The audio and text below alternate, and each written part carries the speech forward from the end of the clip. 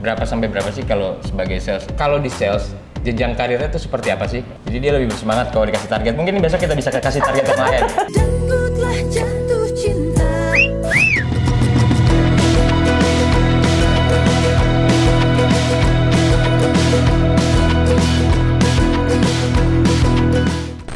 Hai Workers, giveaway Workerspedia udah masuk batch 6 nih. Gimana? Udah kebagian belum sama giveaway yang kemarin? Apa? Belum. Tenang aja, karena Workerspedia masih terus bagi-bagi uang senilai jutaan rupiah setiap bulannya. Caranya kamu cukup tonton konten-kontennya Workerspedia ya. Nah, untuk giveaway minggu ini kamu cukup jawab pertanyaan yang akan aku sebutkan. Tapi sebelum itu, tonton kontennya sampai selesai ya.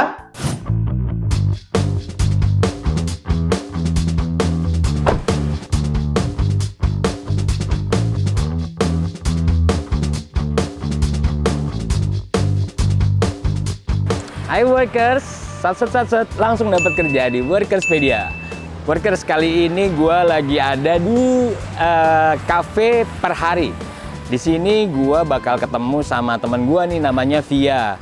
Nah Workers, kalau kalian mau tahu banyak tentang dunia pekerjaan, di sini nih tempatnya. Karena gue di Workerspedia setiap episodenya akan ngebahas soal job review. Apa sih job review? Job review itu kita akan mereview dan bertanya langsung sama narasumber terkait dengan sebuah profesi atau pekerjaan. Yuk, kali ini gue pengen ketemu sama Via. Dia adalah seorang sales yang cukup berhasil menurut gue. Yuk, kita ikutin yuk.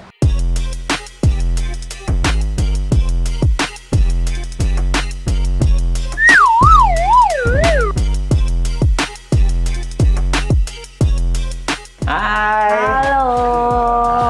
Ini bawain makanan buat narsum. Karena host kalau telat itu harus bawain makanan supaya narsumnya nggak bete katanya. Gitu, kalau sejam berarti satu makanan, kalau 2 jam? 2 jam 2 sambel, jadi ada sambel jadi 2.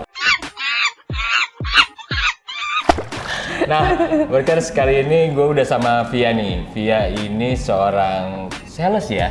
Sales ya. Ini kita akan ngobrolin sebetulnya soal pekerjaan sales karena memang menurut gua pekerjaan sales ini pasti banyak orang yang tertarik ya untuk jadi sales ya. Karena dengar-dengar sales itu insentifnya gede. Ya kan? Ya. Kerja capek ya pastilah ya, kerjaan apa sih yang nggak capek gitu kan. Tapi yang pasti insentifnya gede. Ya. Sekarang Via kerja di perusahaan apa dan mungkin sebelumnya kerja di perusahaan apa Via? Sekarang itu aku sales B2B di company manufaktur makanan. Oke. Gitu, makanannya ya frozen food lah kayak gitu. Backgroundnya sales juga sebelumnya, tapi ekspor. Jadi sales ke jualan ke luar negeri gitu. Jualan ke luar negeri, oke. Jadi selama ini Via baru ngejalanin di 2 perusahaan ya? Enggak sih. Enggak juga? Enggak juga. Nah mungkin dari awal kan? Oh dari awal? Dari awal, karena ya mungkin udah. pengen tahu perjalanan ini sampai sekarang ya? Oke. Jadi kan karena background aku itu farmasi, apoteker, aku itu kerja di perusahaan manufaktur obat sebelumnya. Pertama banget aku kerja. Nah bidang aku tuh dulu produksi. Nah itu aku pindah ke company obat juga tapi traditional medicine. Itu aku handle-nya regulatory karena under export. Oh gitu. Karena tetap produknya itu dibawa keluar juga ya? Iya, gitu. Nah, tapi karena under export, jadi ya udah akhirnya terpaparlah marketing ekspornya, sales ekspornya gitu. Jadi lama-lama ya udah ditugaskan untuk handle sales aja. Gitu. Prosesnya gimana kan tadi kan dibilang kan lu awalnya farmasi ya? Terus Terus tiba-tiba dari kesini kesana akhirnya jadi sales. Seperti apa tuh? Pergolakan di batin.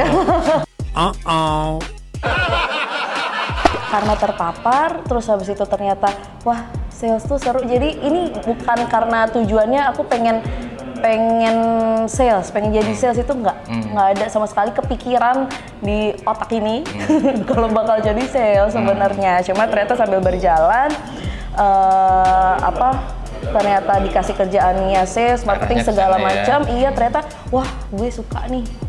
Gue suka nih yang masalah duit kita. Uang lebih terasa manis daripada madu. Karena memang sales itu ini ya selalu jadi selalu jadi ujung tombak ya. Jadi memang sales itu memang selalu di semua perusahaan kayaknya ya itu akan lebih diperhatikan lah sama bos, ya nggak sih? Nah, kalau misalnya untuk orang sales, menurut lo apa attitude yang dibutuhkan sih untuk jadi seorang sales? Kalau background yang cocok itu sebenarnya nggak spesifik ya, kan dia tugasnya adalah jualan. Jualan itu produknya apa? Nah, kalau menurut gua sales yang baik adalah yang bisa menjelaskan tentang produk yang dia jual. Nah, yang bisa menjelaskan produk dia jual itu bagusnya yang backgroundnya sesuai dengan gitu dengan produk ya? tersebut, dengan company itu. Misalnya gue makanan. Itu harus yang doyan makan. itu juga sih sebenarnya.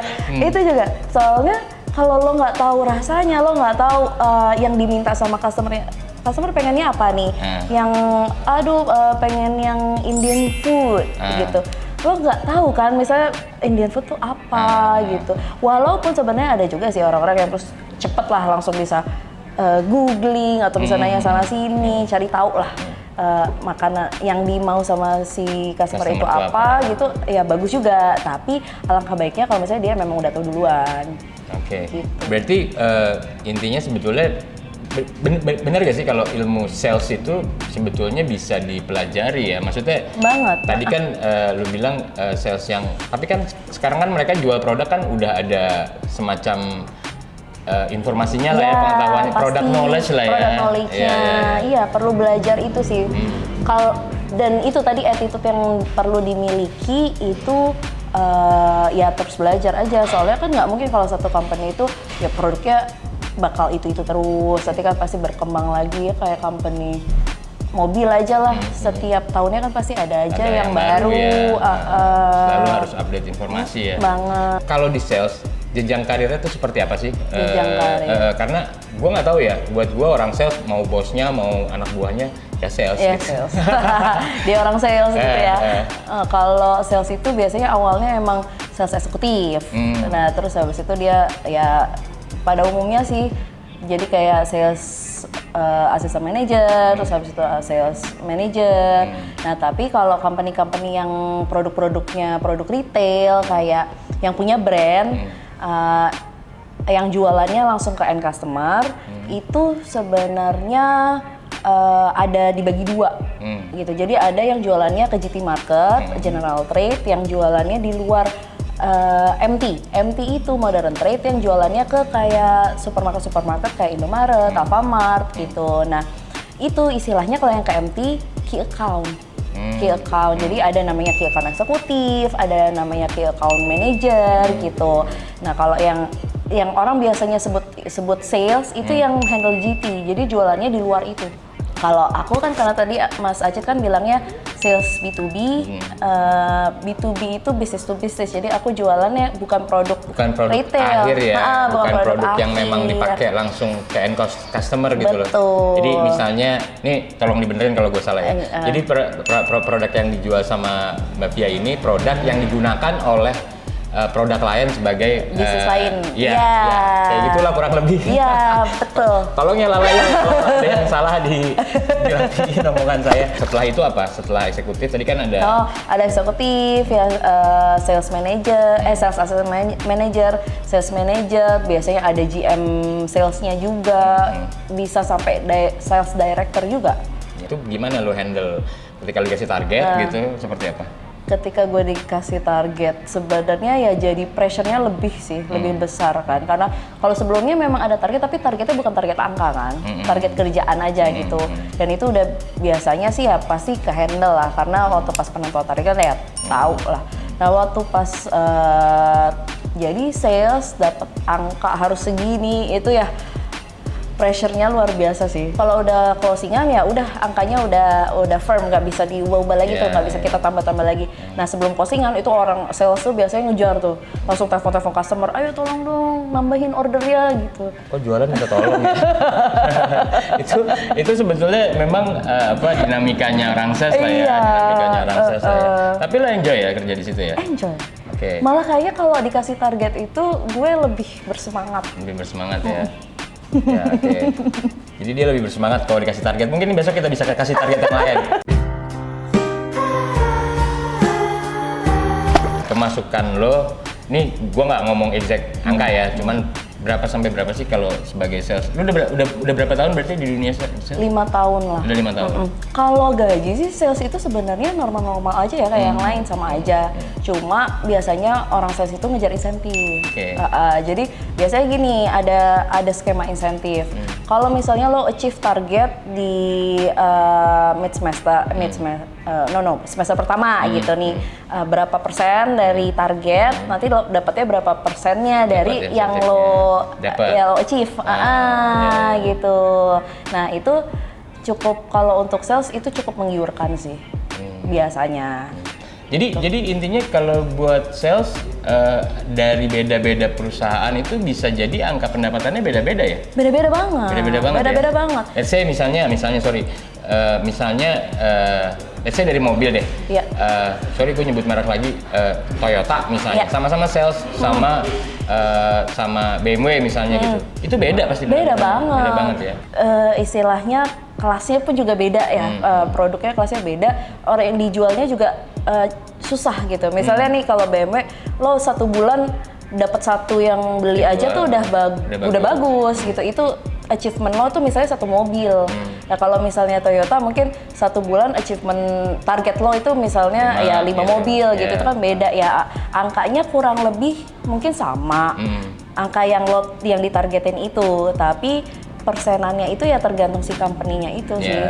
Nah, itu yang company harus di-review ulang, review terus gitu. Jadi kalau misalnya lihat sales lo kayaknya sering, kan suka denger nggak sih sales itu suka mencok-mencok kemana-mana, cepet banget keluar gitu. Salah satunya misalnya mobil juga, gue sales, gue jualan apa, ternyata gue bisa jual yang lain gitu kali ya, kayak gitu lah ya. Itu namanya sales apa tuh kalau kayak gitu? Itu sales kutu loncat. Itu namanya sales kutu loncat ya. Kalau kutu loncat mending lah dia suka loncat, kalau kutu busuk bikin gatel nggak enak. Menurut lo pekerjaan sales ini bisa ditekuni dan bisa jadi pegangan hidup gak sih? Bisa banget. Sebetulnya itu nggak usah ditanya ya, banyak banget orang sales yang kaya-kaya itu banyak banget loh. Jadi untuk lebih jauh ngomongin tentang dunia sales, mungkin kalian bisa komen ya di konten kita yang ini, karena kalau misalnya nanti teman-teman banyak komen dan mungkin ada pertanyaan-pertanyaan lagi yang mau diajukan, kita pasti akan ajak lagi nih Mbak Via untuk ngobrol lagi tentang sales. Tapi abis ini gue masih akan ngobrol sama Via. Gue pengen tahu sebetulnya lebih ke gimana sih cara dia jualan, cara dia handling customer dan lain-lain gitu ya. Nah di sini ya workers ya. Nah udah nonton kan? Gimana? Pasti udah tahu dong jawabannya apa. Sekarang aku sebutin pertanyaannya ya. Apa sih B2B itu? Wah gampang banget kan pertanyaannya? Cara ikutan kuisnya kamu cukup jawab di kolom komentar di bawah ini. Periode kuis ini berlangsung dari tanggal 13 hingga 20 Oktober 2023. Jangan lupa ikutan ya workers. Gue approach satu benar-benar dari purchasing-nya, kira-kira butuh apa enggak, gue menjelaskan produk gue itu apa.